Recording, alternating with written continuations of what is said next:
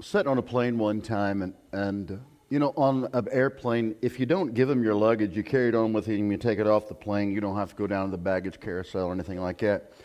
But not everybody who does that does it right. You can take it on a plane and then you shove it up in the overhead compartment. And if it doesn't fit, then they'll have to put it in check-in stuff. But there's just some folks who they're determined. They want that bag because when the plane lands, they want to get out as quick as they can. And if they can have that suitcase, if they're in control of that, everything is cool.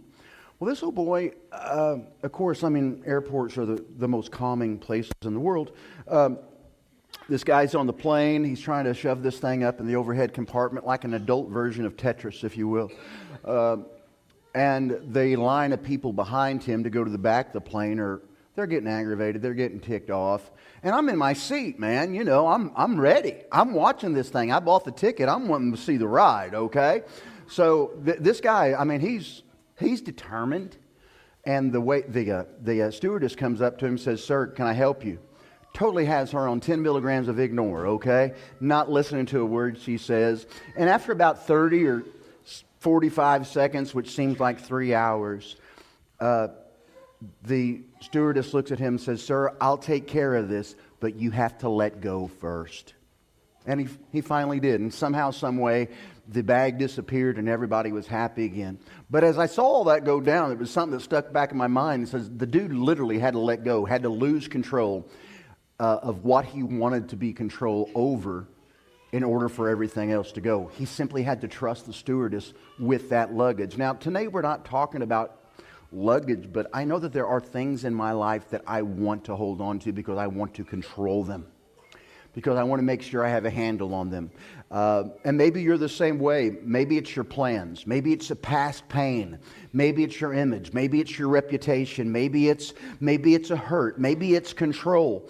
And God keeps saying, if you'll just let go of that, if you'll just let it go, I'll take care of that. I'll take care of your pain. I'll take care of your relationship. I'll take care of your sobriety. I'll take care of your mental health. But you have to let it go. You have to give it to me. And that's what Jesus does at his last breath. He lets it go and he gives it over to the hands of the Father. In fact, this is the seventh thing Jesus says from the cross. The first one he said, "Father, forgive them, for they know not what they do." The second thing he said, he looked over to the thief and he says, "Surely I tell you today, you will be with me in paradise." Third thing he said, "Woman, behold your son." And then he said, "Behold your mother." Then he said, my God, why have you forsaken me? Why have you abandoned me?" Then he said, "I thirst." The week before that, we saw where he said, "It's finished." What we read today is the last words from Jesus' lips. What we read today are the last words that he speaks before he dies. And the beautiful words, he says, "Father,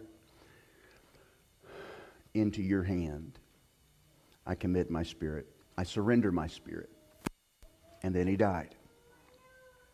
Jesus was letting go. And to me, when I look at the cross and I see those words coming off Jesus' lips while he's dying, I always think that's what faith looks like at the end of your road.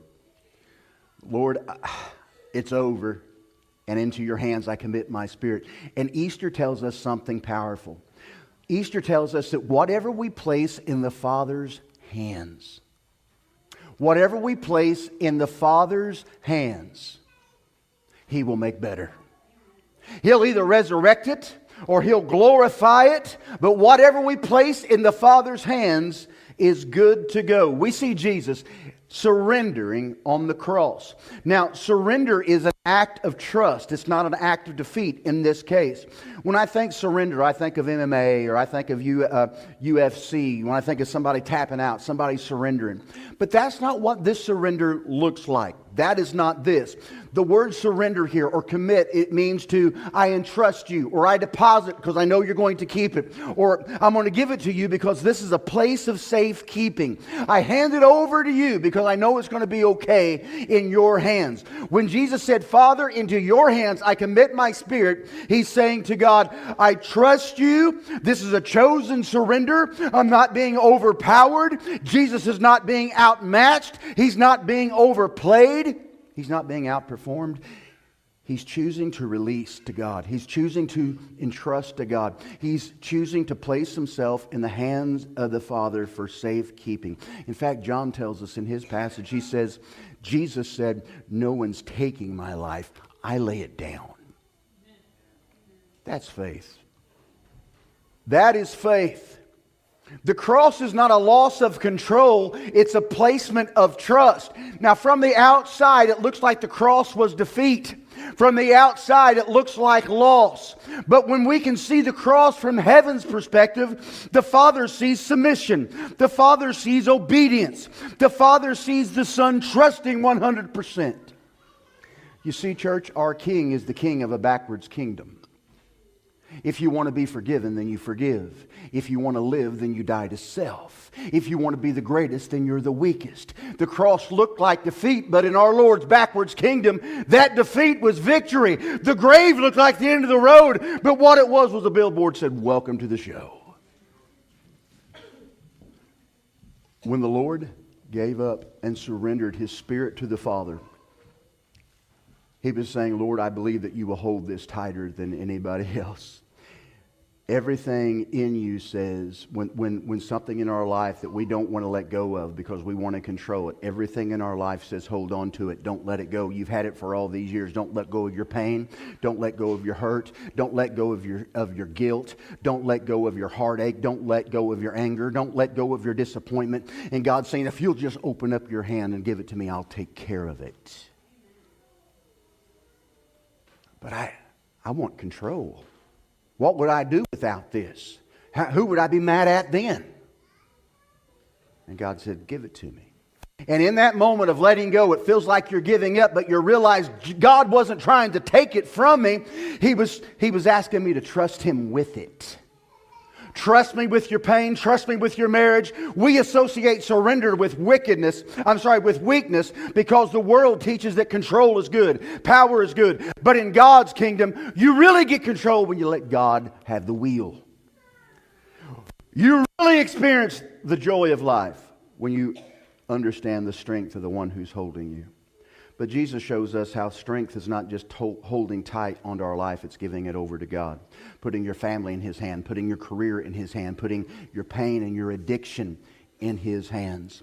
And what Jesus placed in the Father's hands, His heart, His life, His body, it was raised in resurrection. Jesus trusted the Father through death, and church, so can we. When He cried out, "Father, into your hands I commit my spirit," He didn't say, "Almighty Judge, into your hands I commit my spirit." He didn't say, "Almighty, I place in your spirit." He says, "Father, I place it in your hand. Dad, in your hand I place my spirit. In your hand I place my soul." It was an intimate relationship, a relationship built on trust. There was no darkness in the land that was too dark for Jesus to stop trusting. His body was breaking down. His life was fleeting. But yet He trusted in God. Y'all, the early Christians, they faced death like nobody else. Back in the day, they were herding up Christians and taking them down to a football field or whatever, an arena. And inside the arena were lions and tigers and elephants and all kinds of wild beasts that want to kill you and tear you apart. And when they would bring these Christians into the arena, they weren't weeping, they weren't running, they weren't trying to hide, they were singing. They were singing songs of praise to God. While these lions are roaring and while the tigers are trying to get out of their cage, they walked into the arena to face death with a song on their mouth. Up in Carthage in northern Africa, around 200, I think it was around 207 A.D., the Roman government said, "If you're a Christian, we're going to kill you." And there was this beautiful lady there. Her name was, I could tell you any name. Y'all aren't going to know her. Perpetua. I think that was her name. But she was a young lady. She was a mama, brand new mama. She was nursing, in fact. She gave her heart to Christ. Roman government says, "Okay, it's time for you to go into the arena." And this Perpetua girl, she wasn't just a slave girl. She was from nobility. Her dad had money. Her dad had prestige and influence and power. But he couldn't stop this execution that was going to happen. He said, "Honey, think of your baby. Who's going to take care of your kid when you're gone? Honey, please just back away from this thing. And she smiled and said, Dad, I can't do that. I've met Jesus. I've met him. She goes into the arena. She doesn't back down. Her and her handservant, Felicity, you've probably heard of her. They both go into the arena. Everybody's screaming. Everybody's happy. You look at the most happiest person in the arena, it was Perpetua. She had a smile on her face. She walks into the arena like she's getting an Oscar. The historian who gave the account said that her hair fell down while she was walking out there. In that second century culture, if a woman had her hair down, it was a sign of sadness, depression, mourning, or grief. She took the time out, Jason, and this is what's crazy. She took the time out to take her hair and put it back up on the bun and kept walking. What she was saying is, I want you to know I'm not mourning. This is my coronation day. This is my graduation day. I'm being promoted because I've placed my life in the hands of God. Y'all, when we place our lives in the hands of God, not even death can take that trust and that hope and that peace and that faith you have in Him away. You're not surrendering in the sense of giving up. You're surrendering in the sense is, Lord, whatever I place in my hand, I know you're going to keep. Whatever I place in your hand, I know is okay. Y'all, Easter is an invitation to place your life in God's hands. It's not just Jesus' declaration from the hill. It becomes our posture where we continually, perpetually want to place our life in the hands of God. And once you place your life in God's hands, you're not stepping into darkness. You're not stepping into the great unknown. You're stepping into resurrection territory. You're stepping into the territory where God does wonderful things. The psalmist prayed about it. Stephen died with it in his mouth, and believers live by it. What does surrender really mean? It means we let go. It means we stop trying to control our life. It means we stop trying to hold on to the suitcase thinking that we can out-Tetris it up into the overhead bin. We say, God, this is my life. It's a mess. This is my life. I can't make heads or tails out of it, but Lord, I'm going to place all this in your hands. I'm going to place my depression. I'm going to place my family. I'm going to put my past. I'm going to place it in your hands. And I'm going to let go. Because, church, as long as we're saying, I got this, as long as we're saying, I can fix this, as long as we say, I'll just push it down and fix it later, all the times we do that, and every time we do that, what we're telling God is this: let me hold on to it longer. Let me control it longer. Let me nurse it longer. Let me take care of it longer. And God's saying, don't you understand that it's hurting you? I know, but I can control it this way. Don't you understand it's taking away your joy? That's okay, I can control it this way. And He finally says, if you'll just give it to me, I'll do something with it. What's in your life that you want something, that you need God to do something with? Maybe it's your marriage. Maybe it's your mental health. Maybe it's cancer. Maybe it's a relationship you've got with your kids. Man, I don't know. But this I do know. Whatever we place into God's hands, He'll either make it better or He'll resurrect it. And if He doesn't give it back to us, we didn't need it to begin with.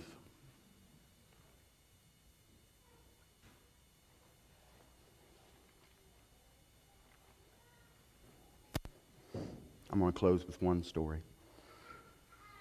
Dara, would you come up and play piano for me, sweetie? I've told this story, but I've not landed it the way I'm going to.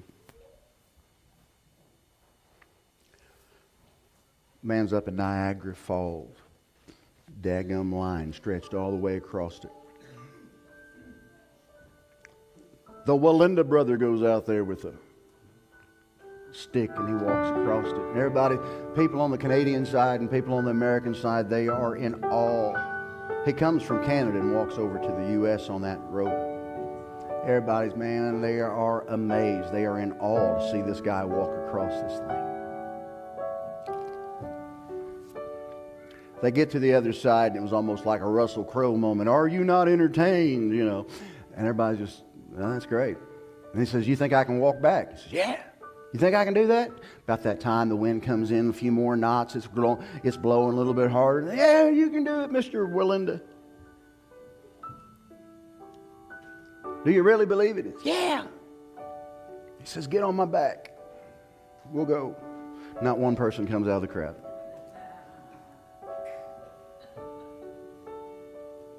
Preacher, I believe God can take care of my heart. I believe God can take care of my marriage. I believe God can take care of my heart. I believe it. We look at Jesus on the cross. And he says, I can take you across. I can take you across the rough patch you're in. I can take you across the canyon of divorce. I can take you across the rocks of bankruptcy. I can take you through the throes of addiction. Do you believe I can? Yes, Jesus, I believe you can. Get on my back. Well, I don't know about that. Do you believe I can do it? Yeah. Well, come on, let's go. Will you get on his back this morning?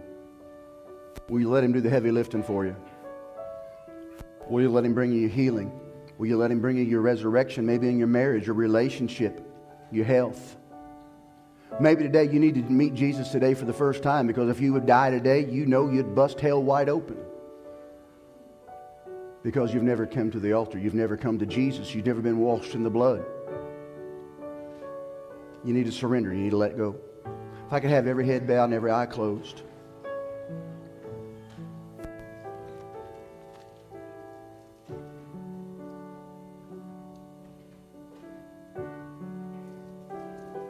Jesus isn't saying, watch me. He's saying, get on. He's saying, stop trying to cross this thing on your own. Stop balancing your life on your own. Stop trusting your own footing. Instead, climb on my back and let me carry you across. Trust looks like surrender. And surrender looks like how He invites us to do the same. Some of us are still standing in the crowd. We believe and we agree and we nod, but we haven't climbed on. Today, if you need to surrender your life for the first time or all over again, this is your moment. Will you trust Him? Will you release control to Him? Will you place your life in His hands? As all heads are bowed and all eyes closed, if you've never given your heart to Jesus, I encourage you to come to Him today. You can pray with me. Jesus, I am a sinner. I've broken your rules. I've broken your law. And I believe that you're the Son of God. You died in my place on the cross so I could be forgiven, so I could be with you forever. Jesus, you are my Lord. Forgive me of my sin and be the most important person in my life. You died for me, and I'm going to live for you.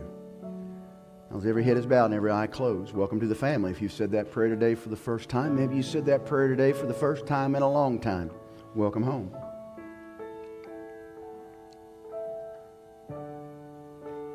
Is every head bowed and every eye closed? You know, those farmers have been out in their field and they've been planting seeds in the ground. But those seeds only do what they're supposed to do, which is grow and to produce and create a harvest. They only grow when that farmer puts them in the ground and buries them. If he'd keep them in his barn or he'd keep them in the garage, they'd never grow. You got to bury them. You need to let some things go today, and that might mean God's going to bury some stuff. But you watch what He does with what you let Him bury. Church, as you would, I'm going to ask you to stand to your feet with your heads bowed and your eyes closed. This morning, if you need to put some things into the ground and say, Lord, this is yours. I'm going to leave it today. It might be some past hurt. It might be some past shame. It might be some past heartache.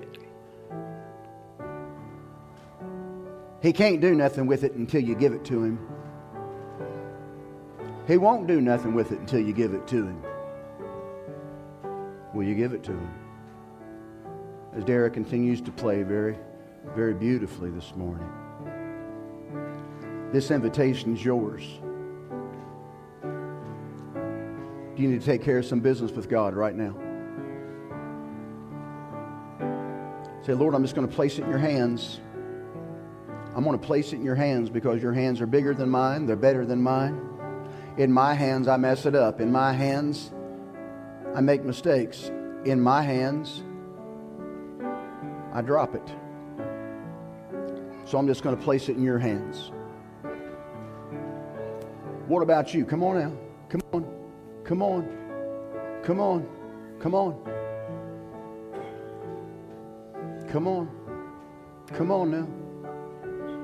I ain't going to keep you real long, but if you need to come this morning, I want you to come.